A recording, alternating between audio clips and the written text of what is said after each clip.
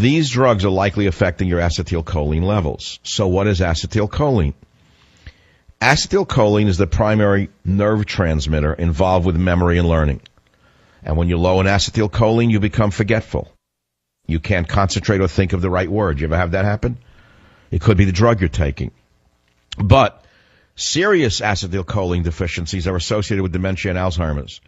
Acetylcholine activity is the target of Alzheimer's drugs, which block the breakdown of this brain chemical. In other words, anti-Alzheimer's drugs try to keep as much acetylcholine operational in your system as possible. So now you're taking a drug that blocks the action of acetylcholine, and they're known as anticholinergic. So maybe you have blurred vision, constipation, confusion, lightheadedness, difficulty starting and continuing to urinate, memory loss, loss of bladder control. These could be related to your drugs. And by the way, these drugs include statin drugs. And I want to talk about the great cholesterol myth another day, because perhaps the single worst group of drugs for your brain are statin drugs. Many of you are on statin drugs and you think you're doing fine, but it could be affecting your memory. Very important for you to know that. Did you know that 1/4 of your brain is made up of cholesterol? You think it's a poison, don't you? Well, no. Cholesterol is necessary for memory, learning, and fast thinking. So cholesterol-lowering drugs affect the brain negatively. And that's a whole separate topic. So which drugs actually cause memory loss? For Parkinson's, for epilepsy, for painkillers, sleeping pills, benzodiazepines, quinidine, naproxen, steroids, antibiotics, especially the quinolones, antihistamines, high blood pressure drugs, insulin, beta blockers, methyl-dopa, antipsychotics such as Haldol and Mellaril, tricyclic antidepressants, lithium, barbiturates, Amytol, Nebutol, Seconal, phenobarb, chemotherapy drugs. Very important you know this. By the way, this list was assembled by Richard C. Mose, Ph.D., former vice chairman of the Department of Psychiatry at the Mount Sinai School of Medicine. So liberals, pay no attention to what I've just said. I want you to go out today, liberals, and I want you to ask your doctor to give you more drugs that limit your acetylcholine. Do the opposite of what I say, please. Please do more. Be more of a mentally ill person. Take more of these medications and don't know what's going on. Now, not all medications that cause memory loss are prescription only. Many over-the-counter drugs can cause memory loss by the same mechanism, by blocking the neurotransmitter acetylcholine. And these OTC remedies that you should watch out for, they're anticholinergic, are Advil, PM, Benadryl, Claritin, Dramamine, Excedrin, PM, Nitol, Pepcid AC, Sominex, Tagamet, Tylenol PM, Unisom, Zantac. And by the way, liberals, don't pay attention to me because I'm only a conservative with a real PhD from a great university. I'd like you to do the opposite of what I'm telling sane people to do right now. It's interesting. I have severe allergies. And as a result of studying this, I wound up taking a different anti-allergy drug, one that does not affect my acetylcholine levels, which is why I'm sharper than I've ever been. I feel about the country now because it's catering to you, bowing down to you. Yeah, we question your loyalty to America. We question your husband's policies because that's the American way. And if you can't take the heat, get out of the kitchen. Isn't that an old American statement? If you can't take the heat, get out of the kitchen. Well, apparently Michelle Obama can't take the heat. No, anything anyone says to her, any kind of political commentary or criticism, is apparently to her racism. And you notice how her accent changed in front of the Tuskegee audience, sort of like Hillary? She has a lady of many accents. That's pretty interesting. Here she grew up in a black middle-class family, went to Ivy League colleges, and all of a sudden the accent changes to an innuendo-style accent. Whatever. It's sickening. It's disgusting. It shows she's immature. It shows she was never qualified to be first lady. It shows you how far she's drug the office of the presidency down to her husband's level. But there's more to it than meets the eye. This is their stock in trade. In addition to attacking police, and oh, by the way, cop killings have doubled as a result of the president, Barack Obama, Let us see who else. Bill de Blasio in New York. Oh, who else? Al Sharpton and everyone in the media and their hate campaigns, which have been launched for 2 years now. Now cops are getting killed on a regular basis. I couldn't sleep last night thinking about the pain of the family in Hattiesburg, Mississippi, of the 2 cops who stopped the car in an ordinary traffic stop, and because of Barack Obama's hate and because of Eric Holder's hate attack upon police and Al Sharpton's vicious scum mouth, the cops are no longer protecting themselves. They're letting the vermin kill them first. Thank you, Sharpton.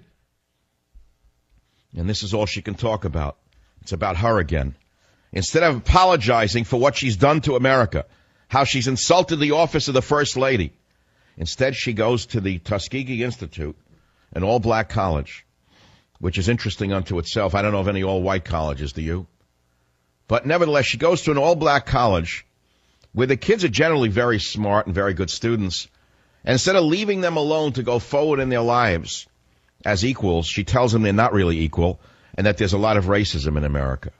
All right, what can I do about it? Talk about it. That's all. All I can do is talk about it. Listen to this. Listen to clip number 2 of your First Lady, Michelle Obama. Listen to this. It's sickening. I didn't start out as the fully formed First Lady who stands before you today. No, I had my share of bumps along the way. Oh, you're suffering. But as potentially the first African-American First Lady, I was also the focus of another set of questions and speculations, conversations sometimes rooted in the fears and misperceptions of others. No, not fear. Was I too loud or too angry or too emasculating? Yes, you are. You're all of those things, and it has nothing to do with fears or misperceptions.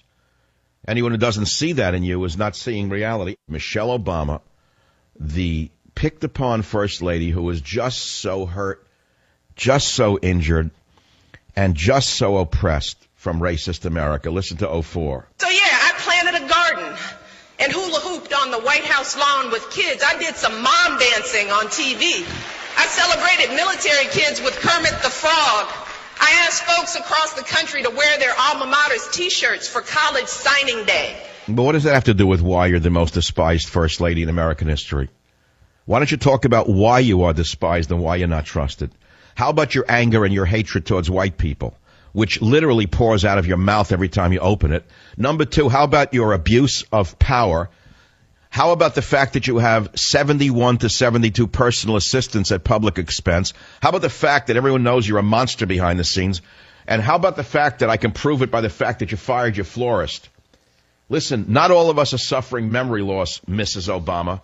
In fact, many of us can see exactly who you are. So don't think by telling us about mom dancing on TV, we're going to forget it. Anyway, happy Mother's Day. I had a nice Mother's Day yesterday. I went to the North Beach restaurant. Teddy loved it. Teddy had a wonderful Mother's Day. I don't know what he ate. He ate a bowl of water and chicken, right? We always get chicken for Teddy. Broiled chicken, no salt, no pepper. And I usually get it first for the dog, and I'm his food taster. It's actually the best appetizer on the menu, so that's why I order it from. And then I always say it's too hot for the dog. Let me taste it first. Usually I'm starving till they feed me. I eat too much bread. I drink too much alcohol. So it's better that I eat the dog's appetizer first. I want to shift, though, to something entirely different. Countdown to Mecca is in bookstores, or they better be there. And you're going to go and be my little soldiers, my armies of the day. I want you to be my armies of the bookstores, ladies especially. I want you to go in and look for Countdown to Mecca. Go to the big chain stores. If the book is not prominently displayed, would you please report to the show? Now, I want to backtrack for a minute. Now that the conservatives have won a plurality in England and do not need the liberal Democrats for their coalition, we are hopeful that Mr. Cameron will finally take Michael Savage's name off the banned in Britain list. Because make no mistake about it, not Rush Limbaugh or one of his girlfriends or boyfriends or minions, but Michael Savage is the only member of the American media who is not allowed to enter Britain because of the blacklist that they created based upon a smear campaign. And I'm still trying to get my name off the list. So I'm working with a major newspaper, which I will not mention until it's set in stone. We're going to send a letter to Mr. Cameron because No one in the media knows more about free speech than I. That's also coming. No one in the media has more at stake in what happened in the UK in the media than me. Because remember, I'm the only member of the media, I'm proud to tell you, still banned from entering England. And I told you the story. The definitive fight for free speech is me. And how one man stood firm against an entire government to free my name from a list of murderers and terrorists. And I've never freed my name because of Gordon Brown and the scum in the Labour Party. So thank God at least the Labour Party didn't win. But Cameron, who had promised people who knew me he'd take my name off the list, shamed himself by not doing so. You know what I'm saying? It's a huge scandal in England. And what's going on in America is very, very near and dear to my heart because of what went on in England. And I know an awful lot about free speech. And I want to make a side note. No one in the American media, save one person, came to my defense. I think it was only Laura Ingraham on radio who came to my aid.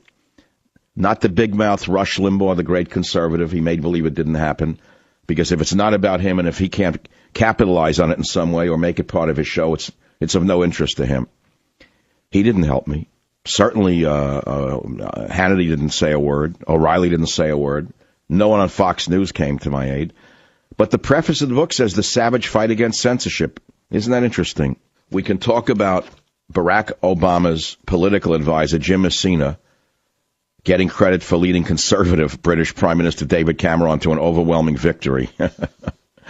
You get that one? Did you hear what happened? 4 of 6 Gulf rulers are skipping Obama's Middle East lecture tour. In fact, the new king of Saudi Arabia told them an hour before he's not going. So, you know, the king has no clothes. They can look right through this con man. They know he's a stooge of Iran. And Saudi Arabia is not even going to the conference because he's going to lecture them on human rights. Can you believe this? He's going to lecture them on human rights and not say a word to Iran. So don't tell me we can't see the picture. God sees the truth but waits. I see the truth and I don't hesitate to tell it to you like it is, because that's my one and only job. Forgive me if you find what I may say slightly offensive at times. I have one job. You know what that job is? Is to keep you listening and tell you like I see it. Call them like I see them. That's my whole job. It's that simple. What else do you want me to talk about? You want me to give you the government party line? I don't work for Westinghouse. I don't work for NBC.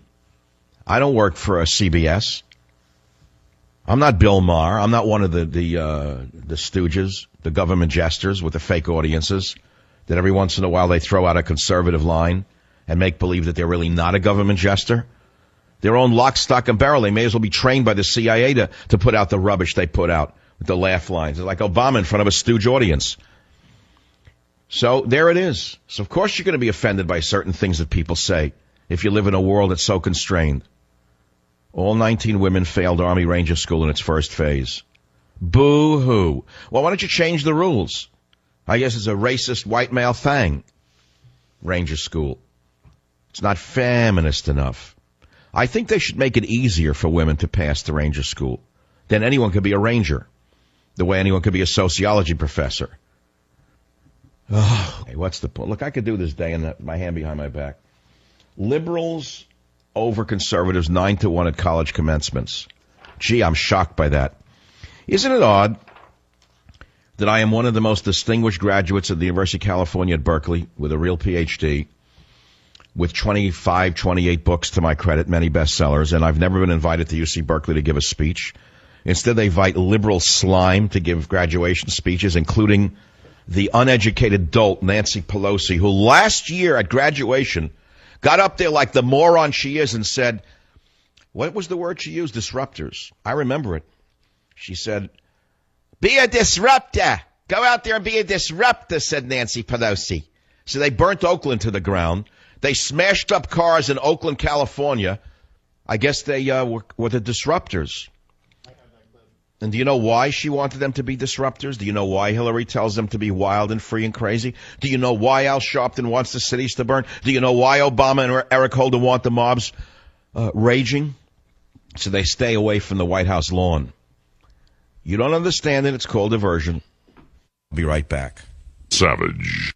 The Savage Nation is sponsored by SwissAmerica.com, the only company I, Michael Savage, trust